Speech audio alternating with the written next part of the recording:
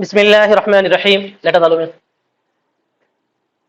بات چل رہی تھی بیوع کی.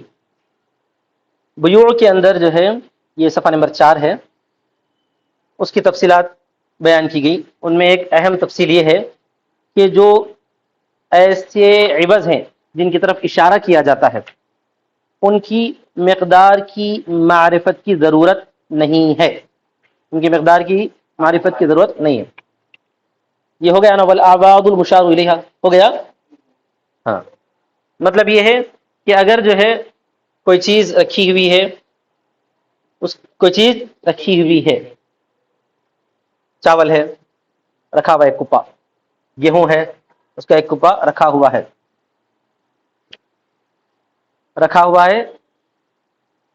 ایک کپا چاول کا رکھا ہوا ہے.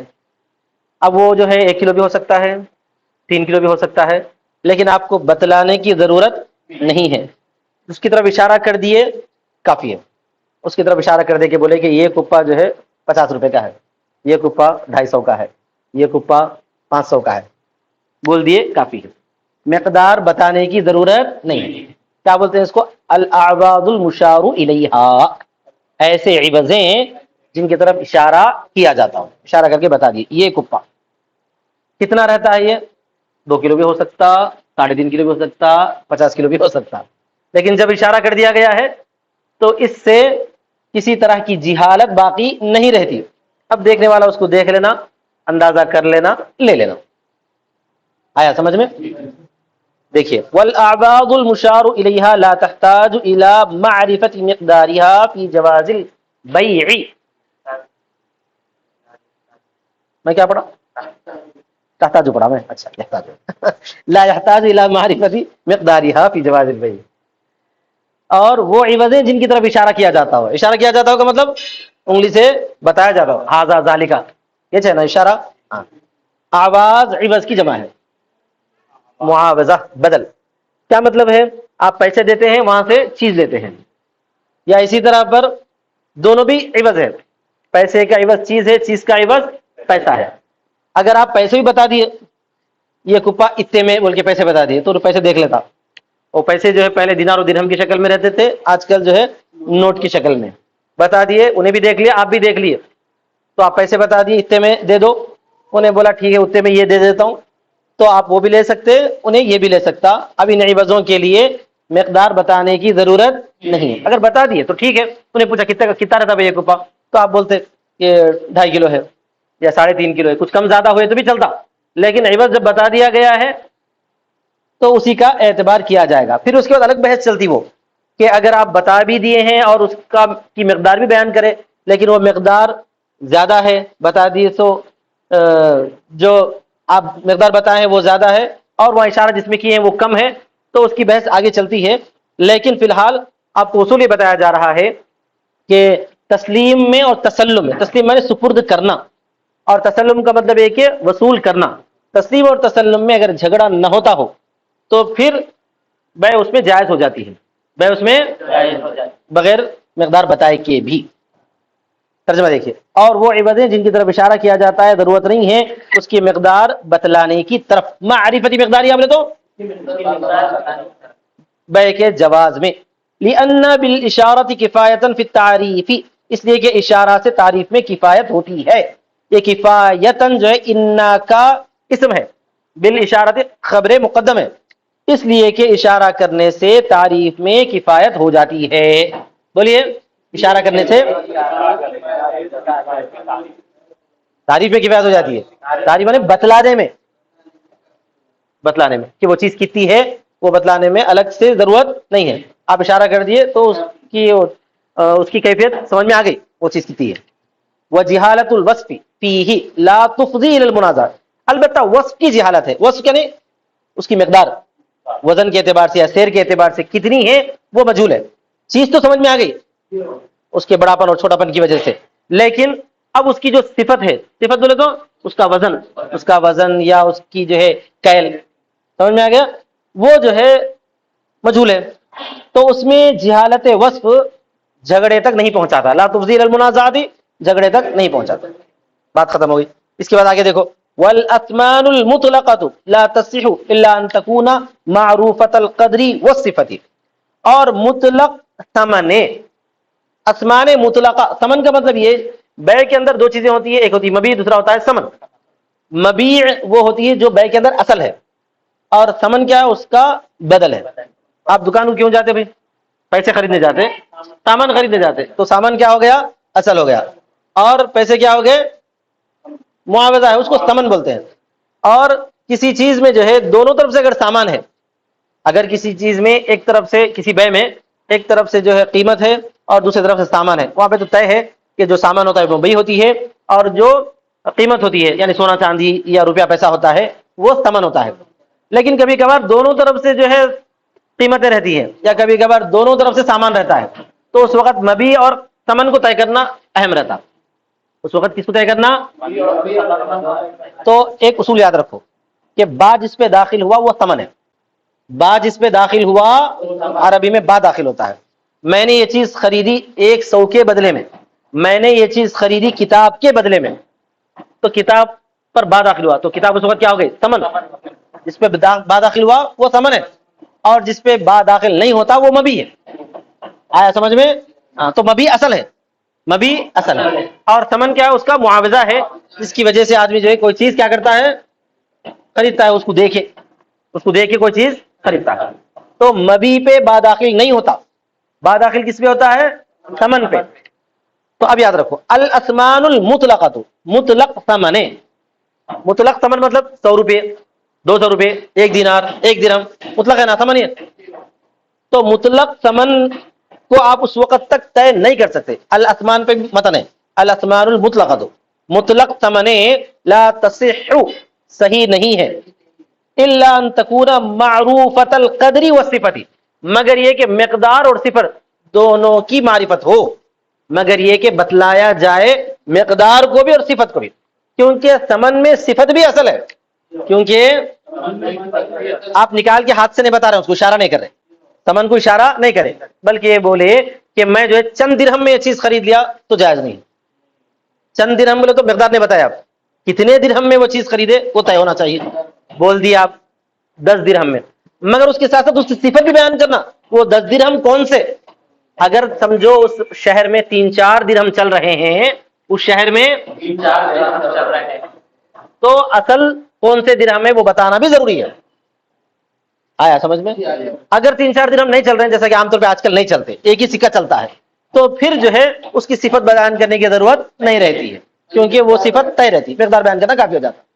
لیکن اگر 2-3 چل رہے ہوں تو پھر صفت بیان کرنا بھی ضروری ہے، کہ یہ جو ہے غزالی کا درہم ہے، یا جو ہے اور کون سا چلتا تھا، الگ الگ درہم چلتے تھے اس زمانے میں۔ جیسے جو ہے خلافت بنو عباسیہ کے دور میں اگر آپ دیکھیں گے تو بنو عباسیہ کی صدر بہت زیادہ پھیلی ہوئی تھی، بہت زیادہ پھیلی ہوئی تھی۔ اس میں ایک جو ہے فرغانہ کا چلتا تھا، فرغانہ کے علاقے میں فرغانہ کا درہم چلتا تھا، اور جو ہے ادھر خارزم شاہ کے علاقے میں خارزمی درہم چلتا تھا۔ تو جہاں پر بھی اب خارزمی درہم بھی چلتا تھا وہاں پہ، اور مملکت کا جو خلافت بنو عباسیہ کا بغدادی درہم ہے وہ بھی چلتا تھا، 2 درہم بھی چلتے تھے۔ تو اس وقت بھی جو ہے اس کی صفت بھی بیان کرنا ضروری رہتا کہ کون سا درہم ہے، یہ فرغانی درہم ہے یا خارزمی درہم ہے یا بغدادی درہم ہے، اس طرح بیان کرنا ضروری۔ دیکھو آگے، اور ثمن مطلقہ میں صحیح نہیں۔ اچھا یہ تو ہے درہم اور دینار کے تعلق سے، لیکن اگر درہم اور دینار کے تعلق سے نہ ہو، اگر جو ہے ثمن چیز ہو، چیزوں کا مطلب یہ کہ میں بولا کہ میں نے آپ کا فون خریدا 1 کنٹل چاول میں، اب چاول کی صفت بھی بیان کرنا، 1 کنٹل چاول کون سا، آپ بتائے نہیں، دکھائے نہیں اس کو، بلکہ کیا بولے، خالی زبان سے بولے ہیں، ثمن کیا بولے ہیں، زبان سے بولے ہیں، مقدار تو بول دی 1 کنٹل چاول، لیکن کون سا چاول، اب وہ کون سا چاول بولے تو آپ باسمتی دیں گے یا جو ہے سونا مسوری دیں گے یا کنٹرول کا دیں گے، وہ وضاحت کرنا بھی ضروری ہے، ثمن اگر چیز ہو تو۔ آیا سمجھ میں؟ اسی وجہ سے کہتے ہیں والاسمان المطلقۃ، اور مطلق ثمن صحیح نہیں ہے مگر یہ کہ مقدار اور صفت کو بتلایا جائے، مقدار اور صفت کو معلوم کیا جائے، معروفتل بولے تو پہچانی ہوئی ہو، لفظ ترجمہ پہچانی ہوئی ہو مقدار اور صفت۔ لأن التسلیم والتسلم، یہ ہے بیع کا خلاصہ کیا ہے، تسلیم و تسلم، یعنی یہ کہ آپ چیز سپرد کر دینا، آپ جو ہے سامان کیا کہتا ہے، بائع سپرد کر دیتا ہے، مشتری پیسے سپرد کر دیتا ہے، اور مشتری سامان وصول کرتا ہے اور بائع پیسے وصول کرتا ہے. تو بائع میں کیا ہوتا ہے، تسلیم اور تسلم.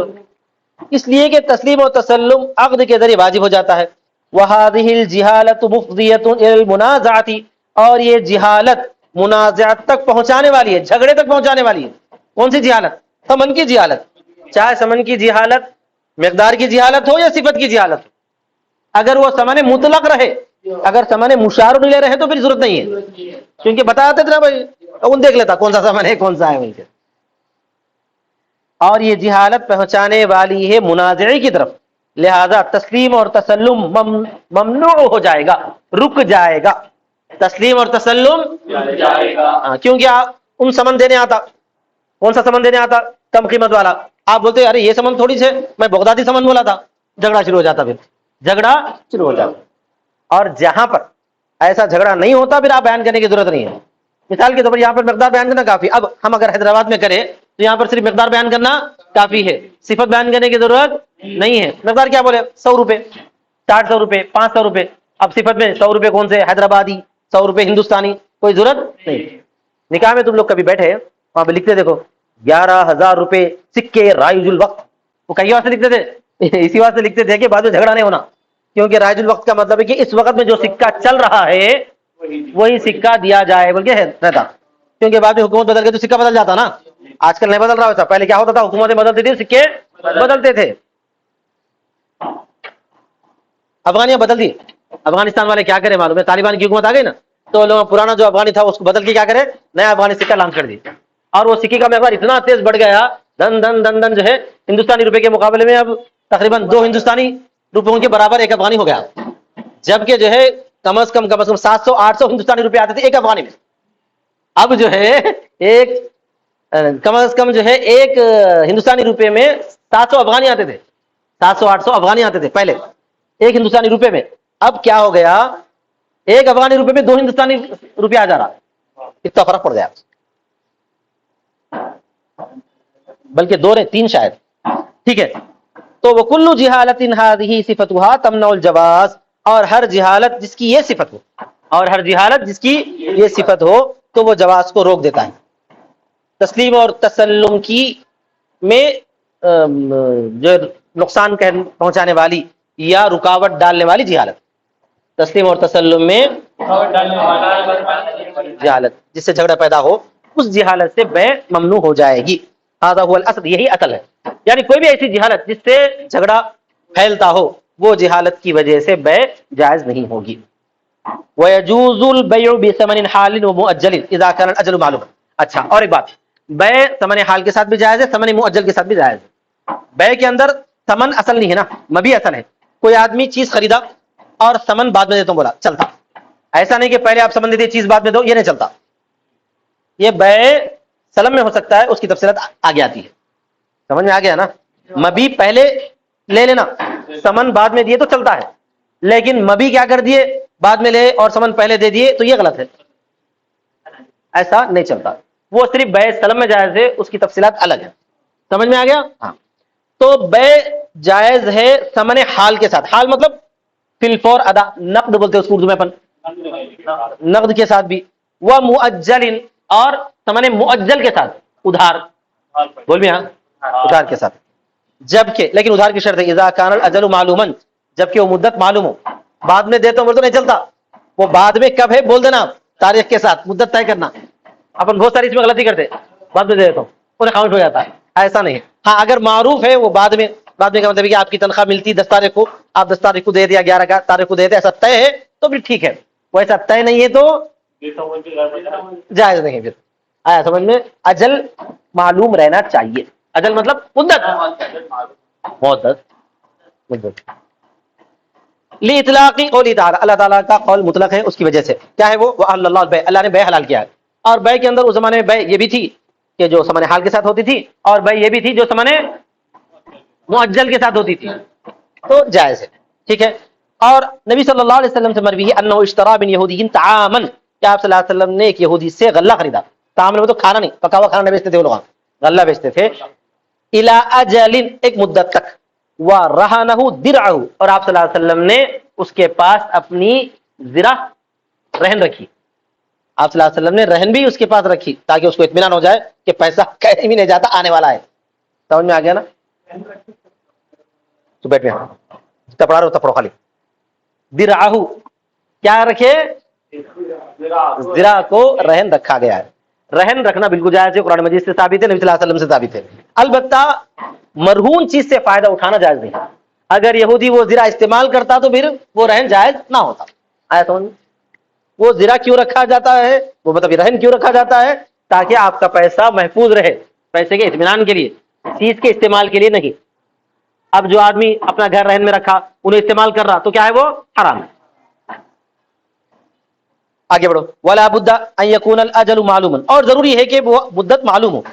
لان الجهاله فی مانعۃ عن التسلیم الواجب بالعقد, اس لیے کہ اس میں جہالت یعنی مدت کی جہالت, اس میں جہالت بولے تو مدت کی جہالت اس تسلیم سے روکنے والی ہے جو عقد سے واجب ہوا ہے. عقد سے جو تسلیم اور تسلم ثابت ہوا ہے اس کو یہ جہالت روک دیتی ہے. تسلیم کیا تسلیم کرنا ہے؟ بے تو دے دیا انہیں, مبی تو دے دیا, اب تسلیم کیا کرنا ہے؟ سمن دینا ہے. تو یہ سمن کب دینا ہے وہ جہالت ہے. اس جہالت سے بے کے اندر فرق پڑ جاتا ہے. کیوں, کیا فرق پڑتا ہے؟ جھگڑا پیدا ہوتا ہے نا. کیا جھگڑا پیدا ہوتا ہے؟ تو اس کا جواب مصنف یہ دے رہے ہیں کہ انہیں جلدی مطالبہ کرتا ہوں اور انہیں دیر سے دیتا ہوں بولتا, کوئی جھگڑا پیدا ہوتا ہے. انہیں کیا بولتا, شام میں بول دیتا صاحب وہ آپ چیز لے گئے تھے نا, پیسے اس کے, انہیں بولے ارے صبح لے گیا نا, دیتا ہوں بعد میں. اب جب آپ پوچھے جب دیتا ہوں بولتے جاتا. سمجھ میں آ گیا نا سب؟ تو یہی جہالت ہے جس کی وجہ سے جھگڑا پیدا ہوتا ہے. اس لیے کہ اس میں جہالت مانع ہے اس تسلیم سے جو عقد سے واجب ہوئی ہے. اس کی تسلیم سے, سمن کی تسلیم سے. فہذا یطالبہ بہ فی قریب المدت, یہ آدمی اس کا مطالبہ کرتا ہے اس سے مدت قریبہ میں, فوراً مطالبہ شروع کر دیتا ہے. وہذا یسلم فی بعیدھا, اور وہ آدمی اس کے دور میں اس کو سپرد کرنا چاہتا ہے. سمجھا گیا؟ بعید بھی مطلب بعد میں. اس واسطے اگر طے کر دیے, اور طے کبھی کبھار زبان سے طے ہوتا ہے اور کبھی کبھار جو ہے عملاً طے ہو جاتا ہے. جیسا کہ آپ ایک مرتبہ بولے ہوئے ہیں اس کو کہ بھائی میں درمیان لے آتا ہوں اور 5 تاریخ کو آپ کو دے دوں گا, تو یہ مدت طے ہے بولے. ایسا بیچ میں اگر لے گئے تو وہ پہلے کی طرف ہی اس کا اشارہ ہو جاتا ہے کہ آپ 5 تاریخ کو دینے والے ہیں, تو 5 تاریخ کی مدت طے ہو جاتی ہے. اس کے بعد آگے دیکھیے, بس یہ آگے کا کل پڑھیں گے انشاءاللہ. واخر دعوانا الحمدللہ رب العالمین.